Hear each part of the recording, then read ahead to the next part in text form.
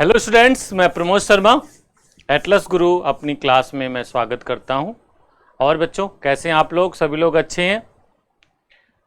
बच्चों आज मैं इकोलॉजी, इन्वायरमेंट एंड बायोडाइवर्सिटी से संबंधित एक बहुत ही महत्वपूर्ण कॉन्सेप्ट डिस्कस करना चाहता हूं। कई बार बच्चों के मन में इसको लेकर कंफ्यूजन रहता है, हालांकि सूचनाएं रहती हैं पर क्लैरिटी का अभाव दिखाई देता है और इस चक्कर में बहुत सारी बातें डोलड्रम में चली जाती हैं, इधर उधर चली जाती हैं। बस 5-10 मिनट आप मेरे साथ रहिए, बहुत सारे कंसेप्ट्स आपके क्लियर हो जाएंगे। बच्चों आप लोगों ने विशेष रूप से ये कुछ शब्द जरूर सुने होंगे। मैं जहां तक समझता हूं बच्चों में अक्सर उत्सुकता इसको लेकर रहती है और ये शब्द हैं नेशनल पार्क और बायोडाइवर्सिटी।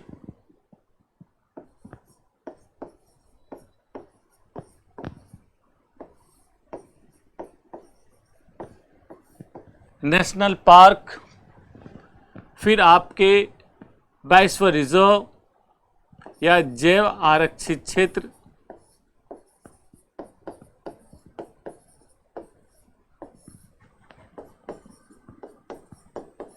और अभ्यारण्य।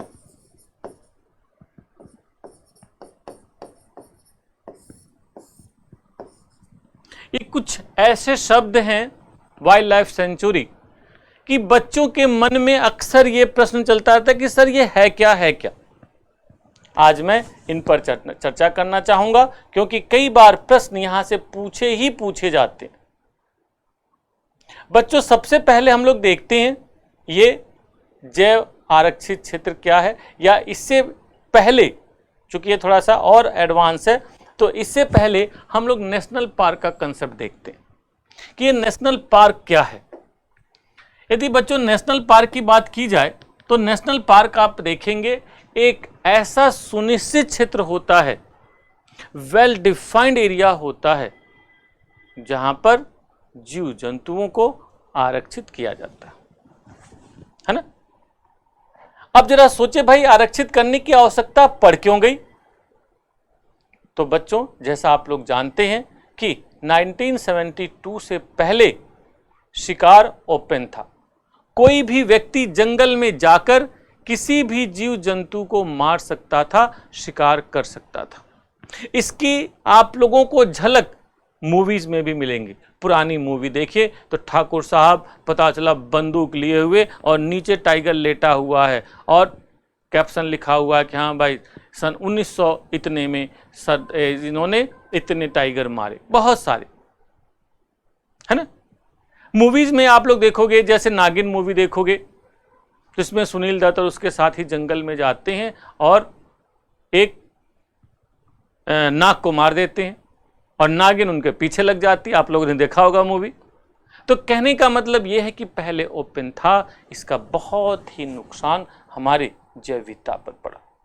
बहुत सारे जीव जंतु तेजी से मारे गए। तो फिर वहीं से धीरे धीरे फिर कुछ कॉन्स्टिट्यूशनल प्रोविजन लाए गए। जैसे वहीं से फिर विशेष रूप से लाया गया वाइल्ड लाइफ एक्ट 1972, जिसमें एक लिस्ट बनाई गई और उस लिस्ट के अनुसार जंगलों में पाए जाने वाले बहुत सारे जीव जंतुओं यानी वाइल्ड लाइफ को हंटिंग करना पूरी तरह से प्रोहिबिट कर दिया गया। ठीक है, ये बड़ी खास बात देखी जाती है। उसके बाद जब बात आगे बढ़ती है तो ये होता है कि जीव जंतुओं का संरक्षण कैसे किया जाए। तो संरक्षण के दो उपाय हो सकते हैं, एक्स सीटू और इन सीटू। एक्स सीटू का मतलब सिंपल भाषा में यह होता है कि जिस क्षेत्र में जीव जंतु रह रहे हैं वहां से उठाकर किसी और दूसरे क्षेत्र में ले जाया जाए, वहां पर उनका प्रजनन करवाया जाए, उनकी देखभाल की जाए और फिर वहां से लाकर यहां पर छोड़ दिया जाए, जो उनकी जनरेशन आगे वाली बढ़ती है। परंतु इसमें कई सारी समस्याएं देखी गई। जैसे सबसे बड़ी समस्या यह देखी गई कि जिन जीव जंतुओं को उठाकर दूसरे स्थान पर ले जाते हैं, एक्सिटू करते हैं, उनकी एवरेज लाइफ कम हो जाती है, उनकी प्रजनन शक्ति कम हो जाती है, उनकी इन्वायरमेंट से लड़ने की शक्ति कम हो जाती है। परिणाम स्वरूप बहुत सारी बीमारियों के जल्दी से शिकार हो जाती है। और वो जो बच्चे वहां से उठाकर बाद में दूसरे क्षेत्र में छोड़े जाते हैं, उस वातावरण में वह भी अडेप्ट नहीं कर पाते हैं, या फिर दूसरे जीव जंतुओं द्वारा उन्हें एक्सेप्ट नहीं किया जाता, मार दिया जाता है। तो बहुत ज्यादा लाभ नहीं हुआ एक्स सीटू का। तो फिर क्या हुआ, क्या किया जाए भाई, ये हुआ इन सीटू। दूसरा कॉन्सेप्ट देखते हो, यानी संरक्षण के दो उपाय हैं, एक्स सीटू जो मैंने अभी बताया, और दूसरा इन सीटू। इन सीटू मतलब स्वयं स्थान, यानी कि जीव जंतु जिस स्थान पर रह रहा है, उसके पूर्वज रह रहे थे, जिस स्थान में पैदा हुआ है, पला बढ़ा है, वहीं पर उनका संरक्षण किया जाए। क्योंकि देखा ही जाता है कि ऐसे स्थान पर जीव जंतुओं का संरक्षण होता है तो प्रायः उनकी उम्र लंबी होती है, उनकी शरीर की स्वस्थता बनी रहती है, अन्य दूसरे लाभ देखे जाते हैं। तो इसी क्रम में ये सभी कंसेप्ट्स धीरे धीरे डेवलप हुए, और उसी में एक बहुत ही महत्वपूर्ण कंसेप्ट है नेशनल पार्क, है ना। तो जैसा कि मैं परिभाषित कर रहा था कि नेशनल पार्क एक ऐसा क्षेत्र होता है जहां जीव जंतुओं का संरक्षण इन सीटू किया जाता है। और कैसे किया जाता है भाई, कि ऐसे क्षेत्र में किसी भी प्रकार का शिकार पूरी तरह से प्रतिबंधित होता है। ये ध्यान रखना, यहां पर शिकार पूरी तरह से, hunting is totally and totally prohibited, and not only hunting, economic activities are also prohibited there. यहां पे किसी भी प्रकार की आर्थिक गतिविधियां आप नहीं कर सकते, ये बड़ी खास बात है। इन दोनों को यहां पर प्रोविजन में लाया गया, जिसका लाभ ये हुआ कि इससे जीव जंतुओं की संख्या बढ़ने लगी और उनका विकास वृद्धि होने लगी। ठीक है, यदि भारत में आप देखें तो इस समय 100 से अधिक नेशनल पार्क देश के विभिन्न भागों में स्थित है। और एक बात और ध्यान रखना, इनकी घोषणा राज्यों की संस्कृति पर केंद्र सरकार करती है। ये कई बार प्रीलिम्स में प्रश्न पूछे जाते हैं, तो नेशनल पार्क में याद रहेगा क्या क्या हुआ, शिकार प्रोहिबिटेड है, economic activities are also prohibited, and established by the central government by the recommendation of state government, है ना। स्टेट गवर्नमेंट जब रेकमेंड करती है कि भाई यहाँ पर नेशनल पार्क बनाया जाए, इसको घोषित किया जाए, तो राज्य तो फिर केंद्र सरकार वहाँ पे स्टडी करती है, एंड देन आफ्टर अनाउंसमेंट होता है। और जैसा मैंने कहा, देश में मोर देन 100 इनकी संख्या चूंकि समय के अनुसार बढ़ती रहती है, तो आप लोग देख सकते हैं इस समय 102 नेशनल पार्क देश के विभिन्न भागों में स्थित है। और देश में सबसे ज्यादा नेशनल पार्क मुख्य भूमि पर मध्य प्रदेश राज्य में है। याद रहेगा, कान्हा, किसली, सतपुड़ा, पन्ना, संजय गांधी, अन्य बहुत सारे, माधव, बांधव, संजय, ऐसे बहुत सारे नेशनल पार्क एमपी में देखोगे। और ये विशेष रूप से जो जंगल हैं टाइगर के लिए प्रसिद्ध हैं, इसीलिए हम एमपी को टाइगर स्टेट भी कहा जाता है, जहाँ पर सबसे ज़्यादा टाइगर आज भी देश में पाए जाते हैं। उसके साथ ध्यान रखना, हाँ एक और बता दूं, एमपी में 9 नेशनल पार्क और 9 ही नेशनल पार्क अंडमान निकोबार में। ध्यान रखना, इसलिए मैंने वर्ड यूज किया मुख्य भूमि पर मध्य प्रदेश, और उसके साथ उतनी ही संख्या में आपके अंडमान निकोबार में नेशनल पार्क पाए जाते हैं। ये बात ध्यान रखना, 9 दोनों जगहों पर देखे जाते हैं।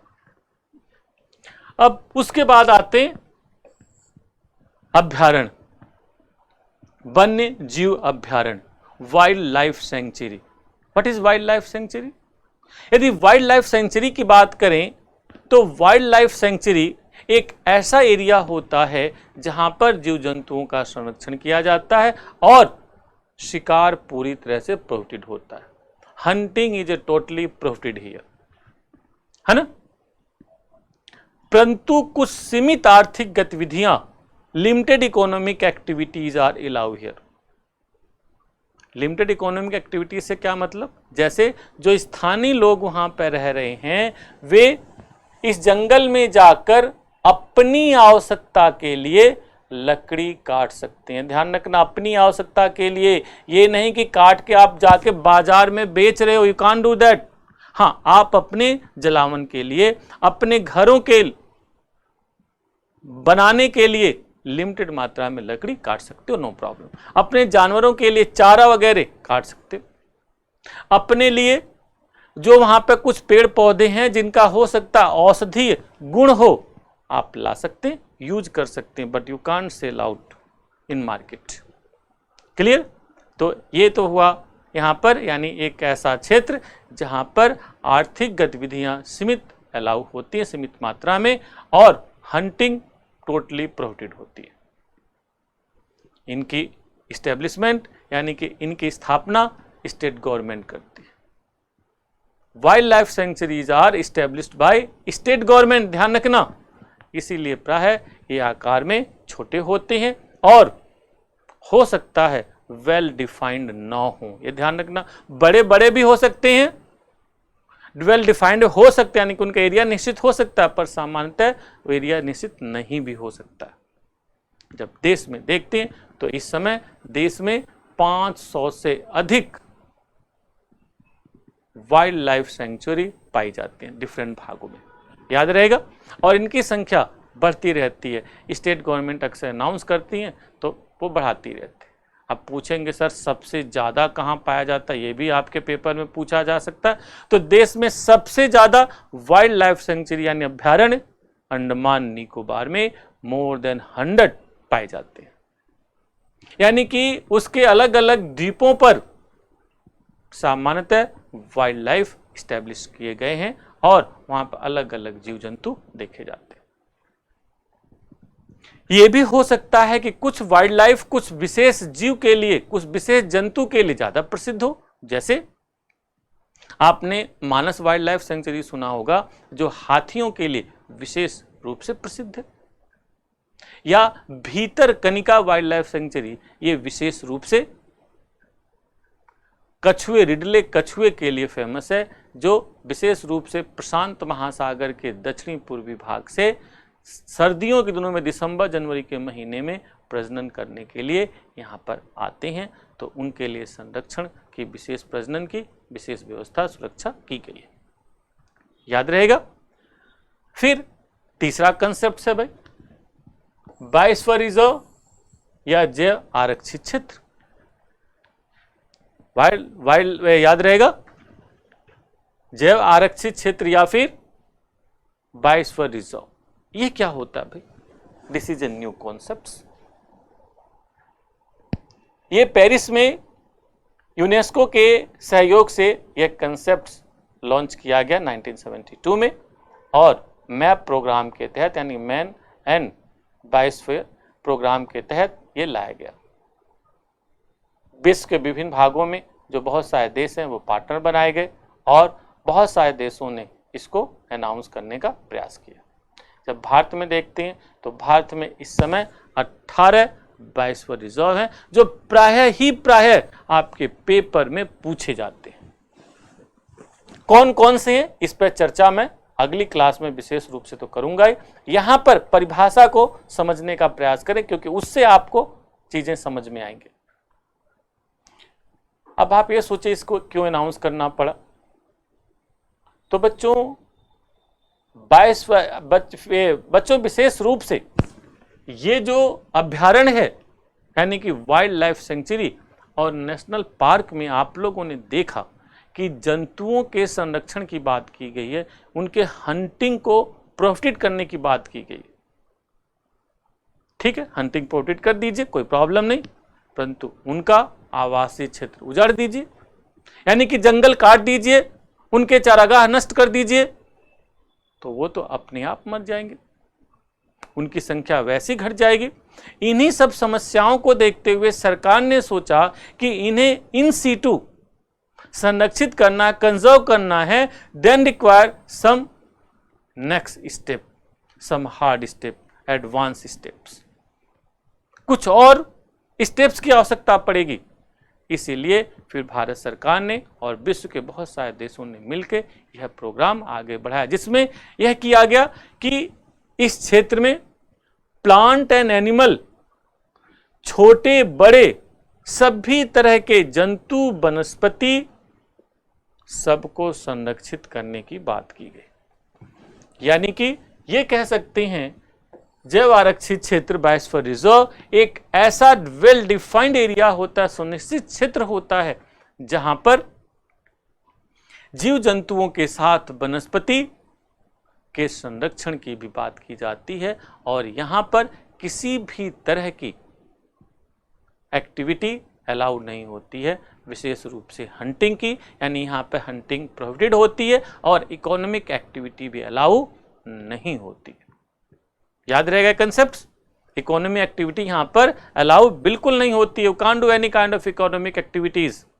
इनका आकार प्राय बहुत बड़ा होता है और इस यहाँ पे पाए जाने वाली पत्तियां, चाहे किसी भी तरह की चीज हो, फल या कोई भी, उसको कोई भी व्यक्ति यूज नहीं कर सकता, बेच नहीं सकता, ठीक है, क्योंकि माना जाता है कि जो भी पत्ते या फल या फूल जो भी गिरते हैं, कहीं ना कहीं कोई दूसरा जंतु कंज्यूम करता है, तो उस जंतु को कंज्यूम दूसरा कोई करता है तो खाद्य श्रृंखला का विकास होता है। यदि उस क्रम में कोई भी एक ब्रेक कर दिया गया तो अगला जंतु, अगली वनस्पति हो सकता है नष्ट हो जाए, वनस्पति भी नष्ट हो सकते, क्योंकि बहुत सारे जंतुओं के बीज जब बहुत सारे जंतुओं के बीज जब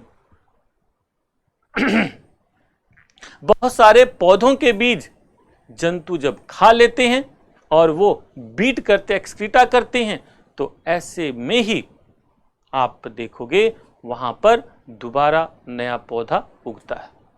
तो मान लो वो जंतु मर गया तो वो फिर कुछ दिनों बाद प्लांट भी मर जाएगा। बहुत सारे प्लांट के बीज का विषण जंतु करते हैं, उसे खाते हैं, ले जाके एक्सक्रीटा कहीं और करते हैं, तो उनका विषण होता रहता है। ऐसे में बहुत सारी समस्याएं आएंगी, तो हंटिंग भी और उस तरह से संबंधित सभी भी चीजें प्रोहिबिट कर देगी। इसकी स्थापना केंद्र सरकार द्वारा की जाती है, ध्यान रखिएगा। देश में इस समय 18 बायोस्फीयर रिजर्व देश के विभिन्न भागों में फैले हुए और सबसे ज्यादा बायोस्फीयर रिजर्व मध्य प्रदेश राज्य में है। MP has 3 biosphere reserve, one is Panna जो लेटेस्ट 18th है और उसके साथ मारामरकंटक और पंचमढ़ी। ये बात ध्यान रखना, कई बार पेपर में पूछता है कि देश में सबसे ज़्यादा या highest number of biosphere reserve किस स्टेट में है, तो एमपी द स्टेट। क्लियर? तो इस तरह से इसको आप लोग ध्यान रखना। बाकी आप देखोगे असम में 2 हैं, असम में डिब्रू सखैवा है और वहीं पे मानस बायोस्फीयर रिजर्व। तो नॉर्थ ईस्ट में सबसे ज़्यादा असम में देखा जाता है, ठीक है।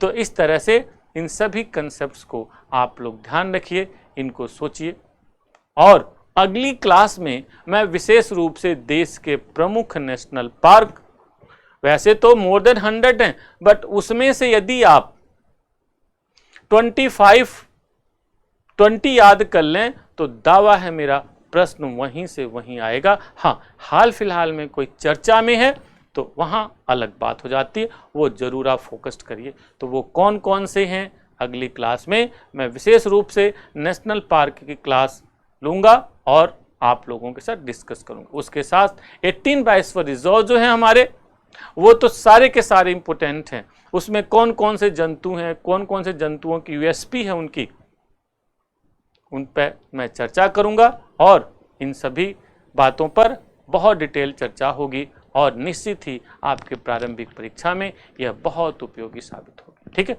तो अगली क्लास में हम लोग मिलते हैं और फिर चर्चा करते हैं। तब तक के लिए आप सभी को बहुत बहुत धन्यवाद और मैं अपनी वाणी को यहीं पर विराम देता हूँ। थैंक यू, नमस्ते।